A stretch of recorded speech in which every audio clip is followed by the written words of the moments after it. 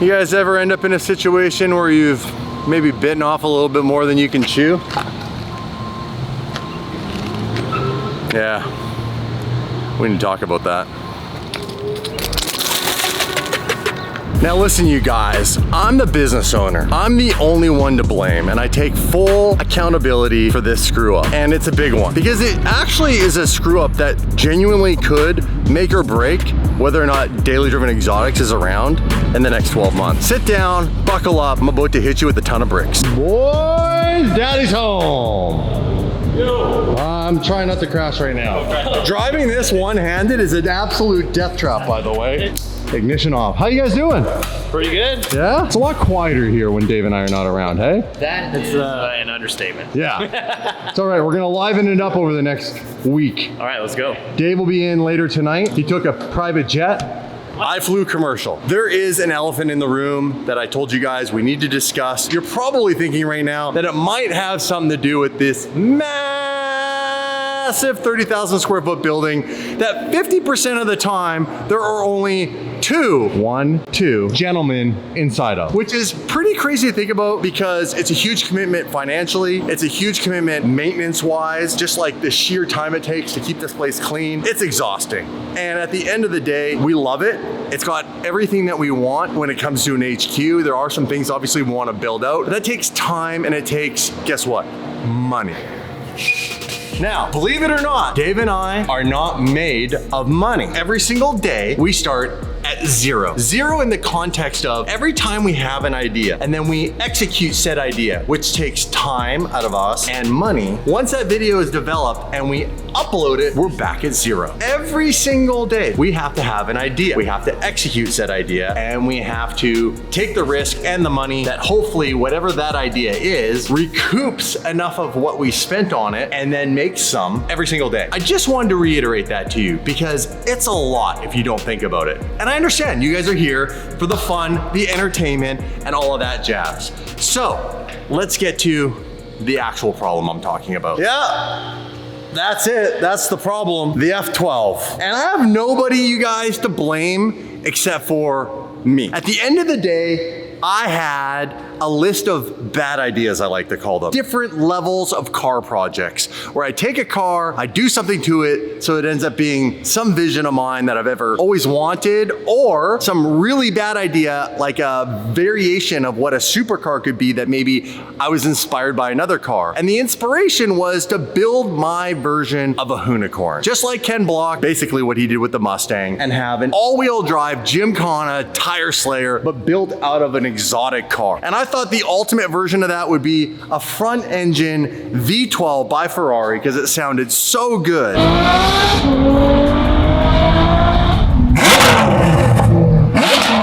God damn it. And at the end of the day, it kind of morphed into this entirely different project. And I want to explain where I thought it was going to go and where it ended up going. And the worst part is we're not even close to really 50% done. So we got a long way still to go, which requires a whole lot of money, a whole lot more time. And all of that just adds up to a whole lot of risk and a whole lot of stress. Like, for real, a lot of stress. Michael Essa. Yes. By the way, I like what it says on the back of your seat. I put that there. I saw that, yeah. You like that? Yeah. Caution, may go sideways without warning.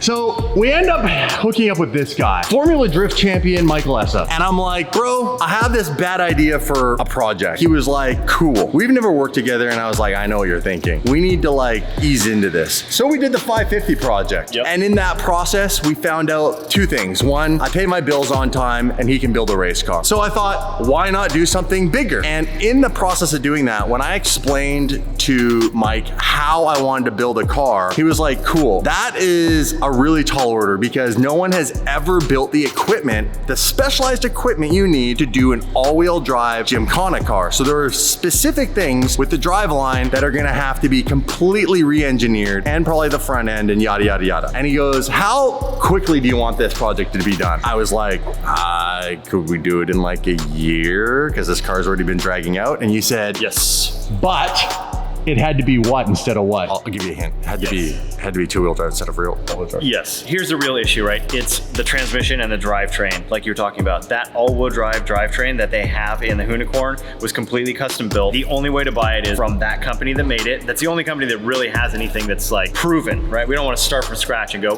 this will probably work, and build a whole car around it, and it's not going to work. When we called them up, they were like, at least a year, probably a year and a half, maybe 2 years. They were so far, like, they're so far booked. There's so many people they're making racing transmissions for, because they make transmissions for Dakar and rally and like real serious stuff. Hold on. That's real serious stuff. Well, that's what I mean. Probably not very resellable though, which is the issue, because when you think about it, they develop stuff so that they can resell it multiple times. Exactly, and if there's a race team that needs 4 transmissions and it's a good, you know, obviously a good customer, they're gonna buy constantly, you know, parts and transmissions. They're building more cars, so they're gonna take care of them first. We are not the priority to them. This car is way over budget. This car wasn't really converting the way that I was hoping it would with the channel. And that really just boils down to, hey, look, we've always been the guys on the street pounding the pavement, Dave and I, from day one. And when we tried to build cars in-house, that came with buying all the equipment outright. You don't lease or rent that stuff. Getting a new building. Along the way, I need to make videos to make revenue to keep things going, to pay his salary, to pay Tim's salary, to buy the materials and all the parts, keep the lights on, pay Dave's salary, take the money back out of Dave's salary. The reality is this car just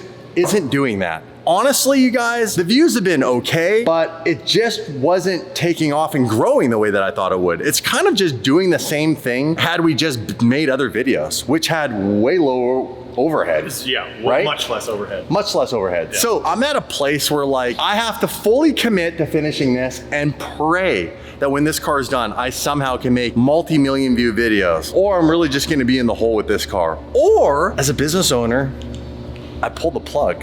Because right now, as this car sits, he just gave me a quote. His labor for the next 90 days, all the parts, Tim, the whole shebang, is like $150,000 to $170,000. So I'm at a place where it's either bye-bye to this guy and to that guy and to this car, or I go all chips in, we build this car. I hope I don't go bankrupt or have to sell literally all the cars. This car was $300 and some thousand when I got it. Now that's years ago, but I had to put down like $70,000 down on this car. The whole time this car has been in this condition. Yeah, well, you guys actually paid it off now.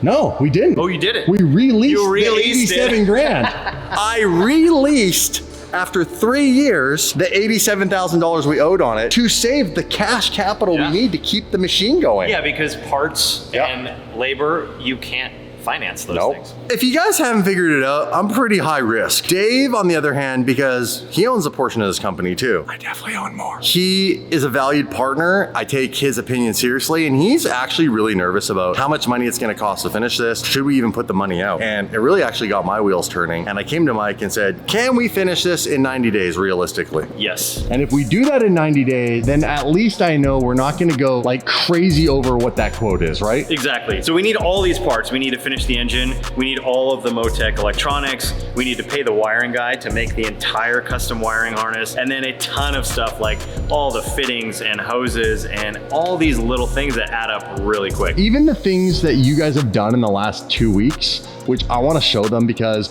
I think this video is not about doom and gloom. I don't want you guys to feel like that. This video is about the reality of taking an idea after a decade of building this whole business up and it becoming more than I ever thought it could honestly be. And I am so grateful for that. But this project really has almost taken me to the brink of having a nervous breakdown. I'm not even joking. I don't show it on camera. I don't show it with Mike when he's around, because I'm supposed to be the rock and the leader of this brand. And honestly, I've been my pants lately. It's a big project. Huge project. And honestly, we had a conversation, and like, you and Tim were never meant to be here for anything but these types of things. Yep. You weren't meant to be here to be doing alternator swaps and a bunch of maintenance on the cars. And we tried to get someone in here for that, and it left a bit of a bad taste in my mouth. Now I have PTSD and I don't even want to hire another tech. That's why we're taking our cars to grow. Anyhow, point, we'll move on. I don't know if it'll sound like that, but well, That's what we're going for. I, again, don't want it to be doom and gloom, but I'm trying to be honest with you guys, give you some transparency about the situation that we're in. At the end of the day, to maintain DDE and keep things going, I have to make that decision with Dave. Are we gonna continue the F12 build? And we had a long conversation about it, and we just came to a conclusion this morning. And we decided, well, guess what? We're at Vegas, baby. I'm throwing the dice on the table. We're all chips in. We're gonna finish the F12 with none other than Mike Essa and Tim, and I really hope it all works, because in 90 days from now, this car needs to be running, operating, shaken down, and then I need to think about what do I need to do to make this start to make some of this. Because right now, the hole that I'm in, it's a deep one. We're just gonna leave it at that. I hope you guys are supporting us. I hope you guys are all on board with this. The boys have been working really hard over the last couple of weeks. They got some things to show you right now that I'm excited about, they're excited about, because it is starting to put this interior together so it actually is at a place that when we get the motor back, they can focus on the motor, the wiring harness, and all that. So we were just talking about colors. Yes. Because it's important that once you do all this, you got to paint it, right? Yeah, exactly. And that is coming up really soon. Yeah. So we'll do the interior pink. Joking. Yeah. Trying to, little light humor here after all that. What do you guys have going on here? So with this build, obviously every single piece is custom. We've made floorboard, so we've got... Yeah, the floorboard over here is really cool. Look at this. That wasn't there before, guys. They had to make that by hand. Yeah, so templates and trimming and cutting. And look at how intricate just that edge is. And that's the difference, right? So we don't just want to build this car, we want to build this car to the highest level that we can build it. And that takes a lot of time. It's a lot easier to just make this panel with one straight cut in the shear, pop it in there, doesn't fit that great, it's a floorboard, whatever, it's a race car. But if you go with that kind of mentality, the whole build overall is not going to be that impressive. It takes a lot of time, but in the end, I think it's going to look absolutely amazing. So these are all pieces that you're going to put together to create the full fire safety, you know, from the back to the front and all that. Exactly. So this is a rear firewall, just like this is the firewall that's in the front to separate the engine. Well, since we have moved everything to the rear, the fuel cell is now in the back, not underneath the car. The radiator's back there. Obviously, there's gonna be a lot of tire smoke and stuff. So we're gonna separate the entire driver's compartment from behind the roll cage, and that takes a lot of time too. Look at this. All of these panels that basically this matches the roof. So this has the same curvature as the roof in that exact spot, and then it goes around the roll cage tubes, and then all the roof, like all of these little things. That's what it looks like inside the car. That's but that crazy. is literally just a little piece of cardboard that we're making templates with, taping them together to make a big piece, and then we turn it into metal, and it's all coming together. So we actually have the entire firewall made. So if you click that in and kind of show them like what it looks like in the car? Yeah. Oh wow, look at that. That is crazy. So you had to do all those cutouts to make it fit all up against the cage, the roof, all that. Yeah, exactly. And so once it's all in here, so we'll put all the panels in, we'll rivet them all together. And then after that, some of it will be fastened to the car, and then through all the gaps, we'll put seam sealer. So basically we'll put a glue sealer along all the edges to completely separate it. So no smoke, no fire, no fuel, whatever will come through the firewall. So it'll be completely sealed off. I would like that, because the odds of me crashing this car after all this time and money are probably really good, unfortunately.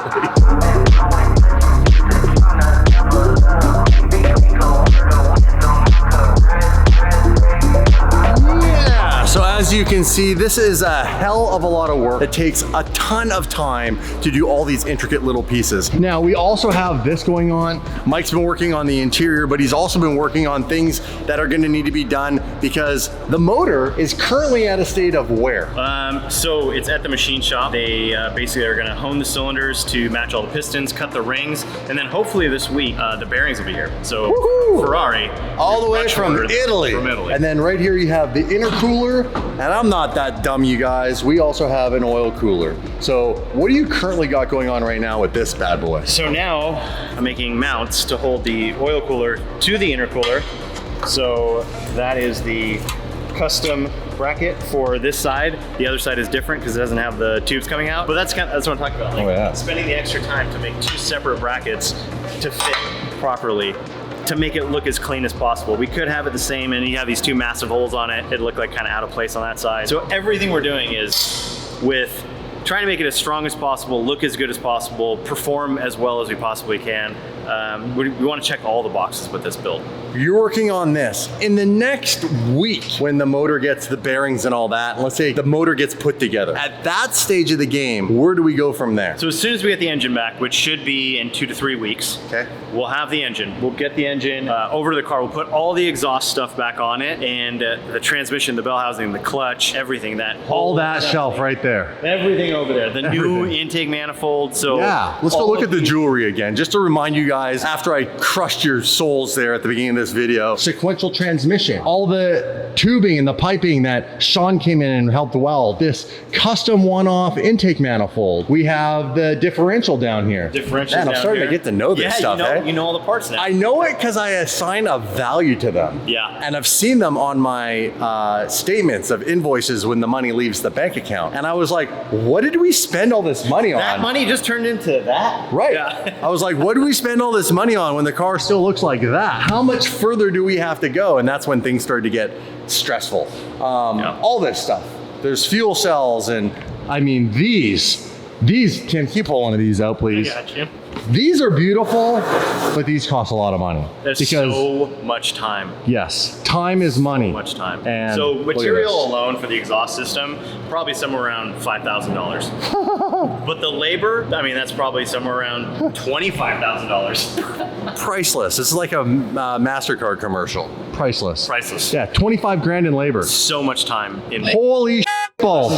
Tim, say it with me. Holy balls. Holy we gotta have fun at this point, guys, because if we're not, what's the point of all this? All this stuff will go back onto the motor, and then what? And then we'll drop it in the car. So basically we'll have as many or all of the electronic components in the car, the power steering pump, obviously the engine and everything that's on the engine, the fans, the water pump, driver fan, whatever we need to put in the car. We want to have all that stuff laid out, so when the guy comes over for the wiring harness, he can, he's actually built half of it already, but he needs to finish all of it. So he needs to lay it in the car. And there's another thing, it takes a lot of extra time. He doesn't want to make the wires long. He wants to make them exactly the right length, so they don't have coils and they're zip tied out of the way. This isn't a universal type of harness. It's going to be 100% custom for one off. One off. Hold on. It's going to be a one of one? One of one in the world. That's DD, baby, every day's. I'm gonna change it from super crazy to super expensive. Well, leaving it in the hands of the boys, now it just comes down to, honestly, a little bit of luck. It's not just up to us. Like, it's up to the suppliers, the manufacturers that we're working with to get these parts, these pieces, to be able to send these to us in the same time frame that Mike needs them, so it doesn't delay anything or slow anything down. And honestly, Dave and I, that's what's been kind of scaring us, because there is uncertainty, and you don't want that in a business. You know, you don't want that in a relationship. And honestly, Mike's really expensive, and I can't afford to pay him just to hang out here and do nothing. And there've been many days where it's not that he's doing nothing, but like what he's doing just to stay busy isn't worth what the money we're paying him is to do, if that makes sense. Like, Mike shouldn't be sweeping floors here, right? So it comes down to this project coming out at least break even, and then we can go on to the next project. In the meantime, Dave and I are just gonna go back to our roots. Good old fashioned DD, hitting the streets, doing the shenanigans, having a lot of fun, because that's what this brand was really built on. So what we're gonna do now is leave the boys. I wanna jump in one of the cars, put some heat in the engine, and I actually wanna go and consult a good friend of mine who's been in a predicament, in a situation similar to this. Maybe not at the magnitude, but I'm looking for a little friend advice here. You know, I'm looking for a little reinforcement in what decisions I just made, because I just made a $160,000 to $170,000 commitment in the next 90 days, 3 months. I have to make all that money, plus all the money for all these cars, plus the money for the bill. Like, listen, I'm not complaining. I'm just trying to bring you guys to the reality that this is no joke. And I'm in my office about to leave. I grabbed the keys to the Senna because I want to drive that car. And this is a perfect example of what it's like to be a business owner. I got 5 text messages about various levels of problems, from not that big of a problem to like emergency, put out the fire right now. And I just got a text message, this is a more urgent one too, from Hoonigan, and it says, "Yo, Damon, seems you guys have been having some alarm issues. I'm still listed as emergency contact, either on the alarm company or the PD side. They called me at around 9 p.m. last night and were there at your building responding to the alarm going off. Said it was all clear, but they had been there 7 times in the last 10 days. And if they continue to get false alarm calls, the sheriff's department will have to start charging you to come out. Probably worth having the alarm company come out and take a look." What a nightmare. These are just some of the weird things. And honestly, Dave tries so hard to deal with the stuff with the business. He's more the admin side, and it's really challenging. Things that are industrial, it's like there's so many layers to it. And just by the way, just calling the alarm company is not going to solve the problem, because we went through this when we first came to this building to try to even get the alarm company switched into our name. We don't talk about it on the channel that much because honestly, it's like dumb and boring, and we want this channel to be fun for you guys. But you know what? I'm just letting it all out in this one. Dave's on his way here, by the way. He landed at LAX. He should be here in like 20 minutes. Our boy is here. What's he doing? What are you digging around in there? Dude, I lost my passport on the airplane. Sorry I'm late. Did I dropped you really? it on the airplane. I got off the airplane. I was like, I left my passport in there. But you can't go back in the plane. Fun fact. No, Once you go off, cannot. you can't go back on. But I got back on. Hell yeah. So Russell, there'll be a video on TikTok pretty soon. you got it? Yes. By the way, I bit the bullet and started this video by explaining to the audience the serious conversations you and I've had around the F12. Oh yeah. About not doing it, pulling the plug. Unfortunately, even if we pull the plug on that car, we'd have to obviously let Mike and Tim go. That's not what we want to do, but the reality is like, we're bleeding money here. Big time. Without the return. Dump the bags, let's rock and roll. What's your bill? What's that? Action required in 48 hours. They send you a bill for 2 weeks, you don't pay, they'll turn off your power here. It's not a joke. But speaking of that, I know you guys don't like bad news. I'm not sure what Damon said so far in this vlog. We talked a lot yesterday, in the past week actually, about the state of our business. It's tough because we love the boys. We love what we're trying to do. I'm gonna sit right here while we have this But, conversation. you know, Damon and I also sacrificed a lot of time away from our families. When things were really simple, we would come film, we'd go home and be chill. Now it's not. Now it's like, it's way harder to pull off. We're trying to pull off with this build, and it's not giving us what we wanted to get out of it. What's our rule? Our rule is we're either making lots of money or we're getting our time back. Yeah, that's good. So yeah, that's I see what you're saying. So yeah, it's like either I'm gonna get more of my time back or I'll make more money. Because if I make more money now, David and I invest a lot of money so that down the road we'll have more time. So if we can go to our families and say, hey look, it's gonna be a tough 5 years, but in 5 years I'll have more time freedom. One of the two things. But if we're not getting both, and right now, Damon and I both have never had less time than we have now. Facts. And we're making a lot less money. Damon has a young family, I got 2 young kids where it's like, I go home and yeah, it's just a lot. So if it's not making money, why are you doing it? Unless you really love it, but it's actually more stressful than anything. Like, even like this, there's another one. There's 2 of them.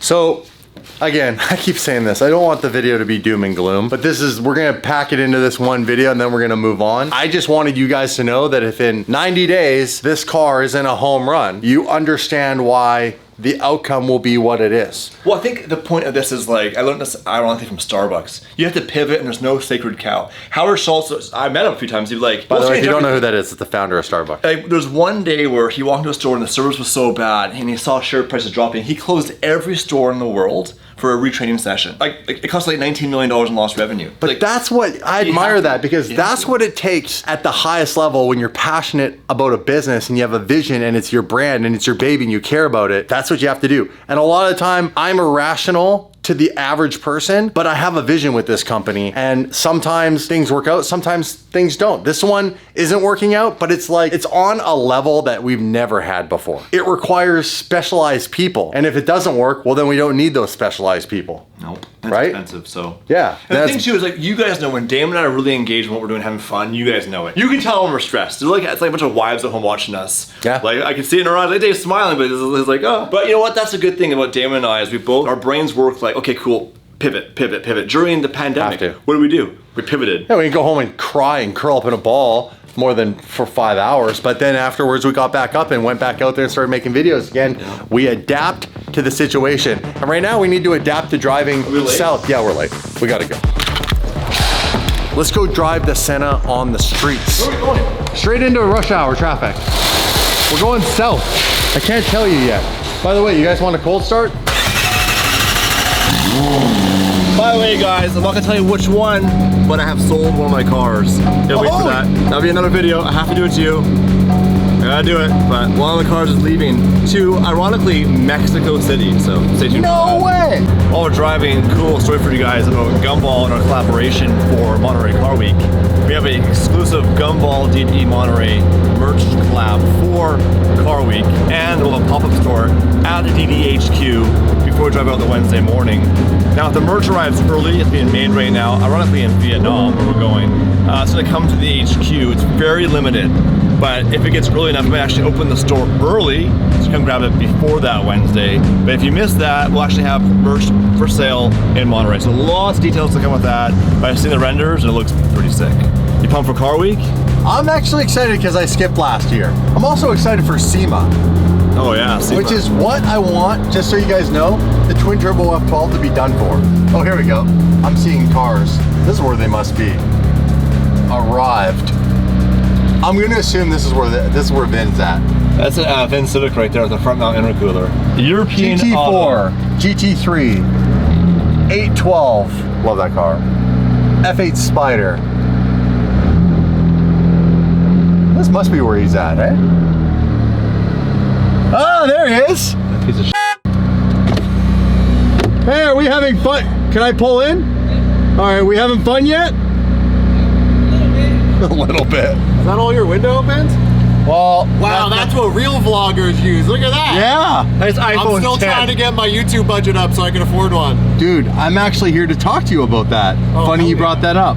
The difference between being a content creator that works for a corporation versus being a content creator that is now completely responsible for every decision, every financial mistake, everything. Oh yeah, it's a disaster. Show your car off. I'll tell you all about it. Okay, how are you? Good to see you, man. Good Been to a see while. you. What's Dude, up? it's What's been a up? minute. How you been? Good, man. You look good. Yeah, thank you, Dave? bro. Thank Dude, you're you. looking fit. It's a big time. Oh, bro. You did Look it at that first time getting these paws dirty. There's a whole That's new like the meaning to attention. doing Dave dirty.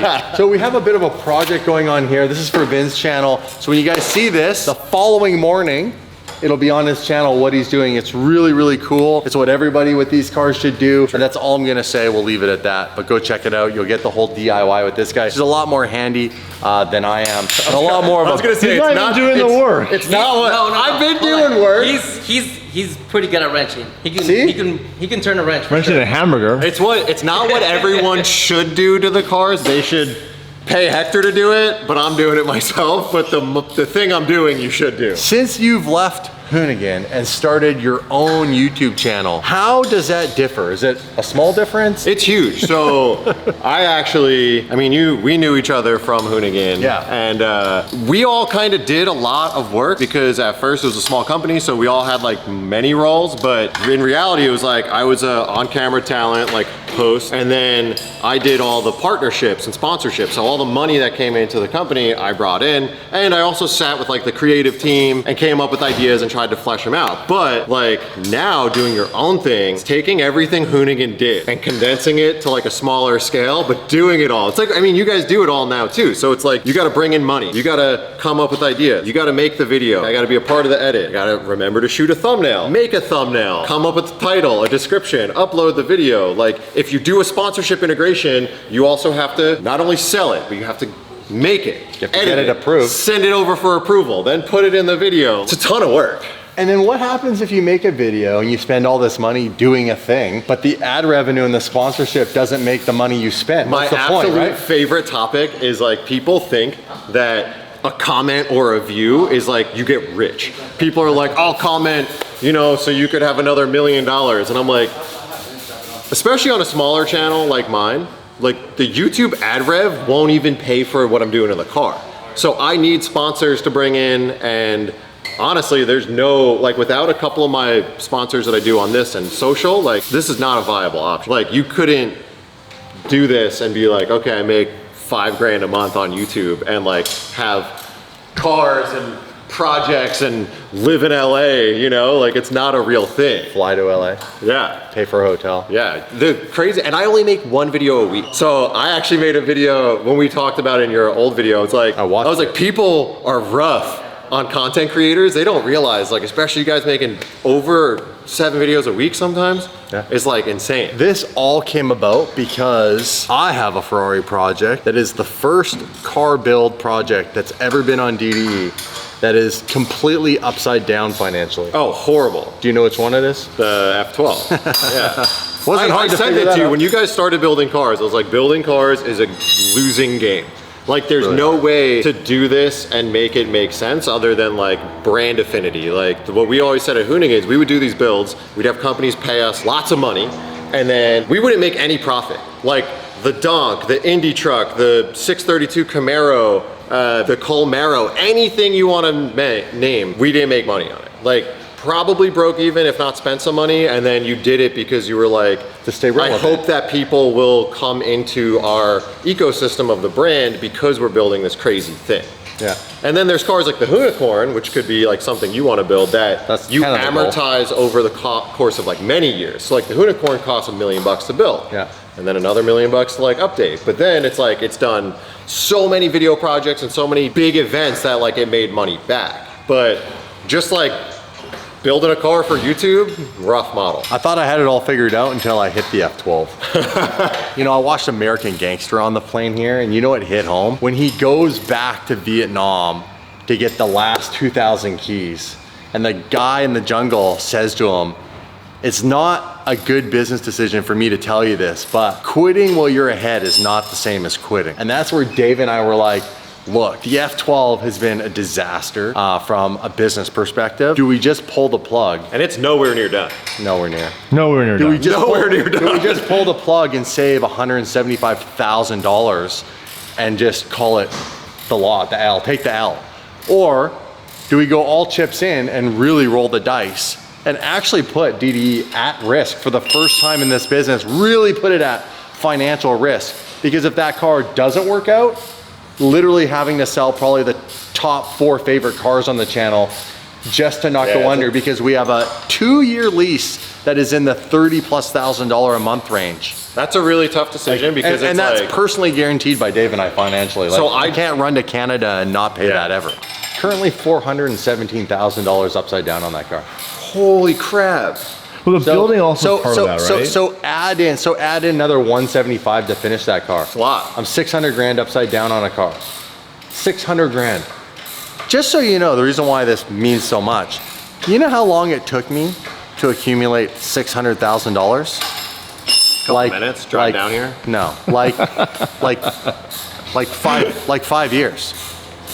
Like the good 5 years that took 10 years to 20 years to get to. So that's what's scary. It's like working your face off and putting in all this time away from your family, and then in one bad decision, going down the rabbit hole and digging yourself into a hole further. It's like working a job, but using your credit card to live on a lifestyle that's just getting further and further into debt. At what point do you pull the plug? The tough part about cars too is like the struggle I had with my E36 project was you finish it, and it's not done, and it's gonna break, and you're gonna crash it. So it's like the spend doesn't stop. Dave said to me, this car really makes sense, the F12, if it's reliable, and I laughed. Yeah, you're gonna start it, you're gonna go out, something's gonna break the first time, something's gonna happen, S is gonna have to pull it back apart. Like, project cars do not work like YouTube makes you believe, where it's like you fire the thing up and you're like, hell yeah, I'm having a fun time. Look at the SVJ. I came to you for inspiration and hope. So back it up. Oh, me? No. The SVJ, wheels wrap, you guys love it. They love the SVJ. Yeah. Love it. Guess what? It's a stock Lamborghini with an exhaust. By the way, this is what's cool. There's a car you guys keep saying we need to get, and it would be the perfect car to do wheels, a cool wrap on, and an exhaust, and it's right outside. And we're thinking about getting an A12 Superfast. This would be a really good DD car to go old school on. It'll sound insane. We put a Gintani exhaust on it, put some sick AL13 wheels. I do my thing with a crazy wrap, put some carbon splitter on it, side skirts and the little duck bill. That's my vision for the A12, and then drive it. And it'll slay tires and do donuts when I want And it. twin turbo it.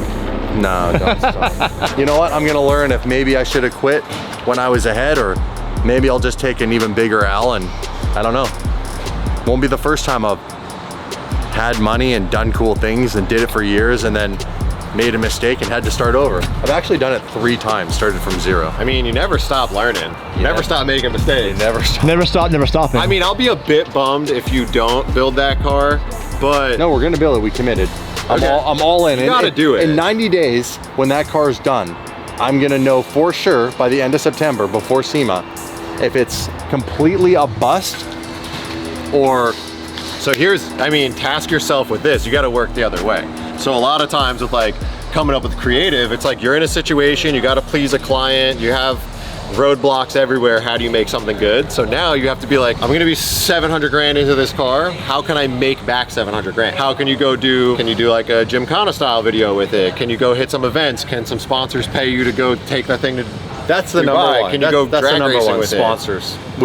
We have to, it's almost like the Field of Dreams. Oh, I got a better idea. You have to build it and then they will come. The Compton Speedway is right by your place. Yeah. Set it up on slicks, run people for money. Illegal street racing, it's the answer. Illegal street racing. We're not gonna do that. Just think about it. If you ever just like going broke and need to sell some cars for cheap, I'll give you like 200 grand for this thing. All right. 200 grand cash. I don't return it for the lease. And they come repo it. Call it stolen. Actually, we can't joke about that because customs actually makes us put bonds on our cars for this exact reason not to happen. Yeah, you can't say dumb stuff on the internet because someone's gonna use it against you. All right, bro. Good to see you. Good luck Yeah. with the project. I'll Check bring in it on by this when it's channel. done. Please bring it by the block. You guys, you can check out this video right after tomorrow, and your video will be up. What time do you upload? I do 6 a.m. Oh, really? Pacific time. I wonder who started that. See you, buddy. I learned a lot from you. All right, boys and girls, we're back at the HQ. Now I can do all the tomfoolery stuff like this.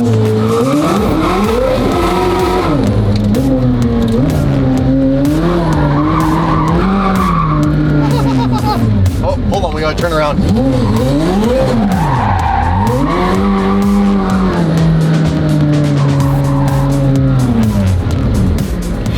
Skirt, skirt, skirt, skirt. Got my gym shoes. You got the KB43 car. Yep, let's do it. Lock it up, shut First it time down. driving the hand job shifter. You've never driven it? No. Bro, you're in for a treat. Fire it up, man. Cold start. This thing is actually really loud. Really loud.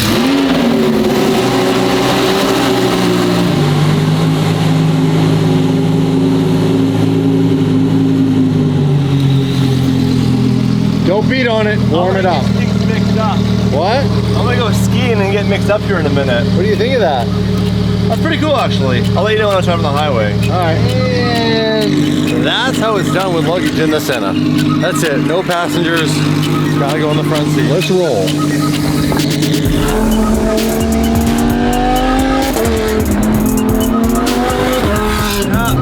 The KB43 Huracan truly is something special.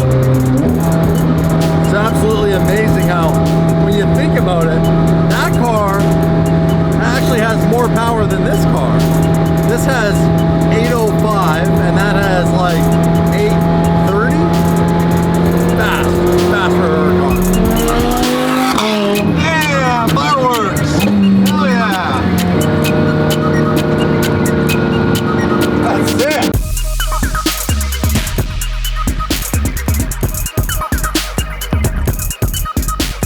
Damn, where are we? It's so bougie. Look at these palm trees, man. I love palm trees. I'm excited to see this hotel. I have not been here yet. This is where our boy Phil, who originally saw one of the DD videos, reached out and was like, yo, I'm a fan of the channel. Come and stay at my property. I noticed you guys stayed here. Come back. And we basically lived there for just shy of 6 years. Holy shnikes. So we are now at the Westin Anaheim Resort. Oh, this place looks fancy. Probably too fancy for us. Got flames and stuff. Oh, this is us, guys. I'm excited. I'm excited. You guys, I clearly found my room. It's huge. Check out the bathroom in this place. My goodness. Hey, I hit a tub, I do a shower, private time. Hey, both sinks. There are closets and everything in here. Huge shout out to our boy Phil for hooking us up with this week, giving us a discount. Look at this. You wanna know how close we are to the park? Literally across the street. Well, if you're coming to Southern California, come and stay here at the Westin Anaheim Resort. Come and see our boy Phil, check in, have fun, hit the park. Dave and I are going to get some rest. And again, huge shout out to Phil for hooking us up. It looks like he even left me some snacks. I even got snacks and a personal card. We have Mr. Fryer, welcome to the Westin Anaheim Resort. We hope you have a wonderful, relaxing stay with us. Please enjoy the amenities as a welcome to the property. Please feel free to contact the concierge team at extension 7104 in order to enhance your stay. Philip Patterson. What a great guy. If you're ever in the area, come and hang out here. Peace.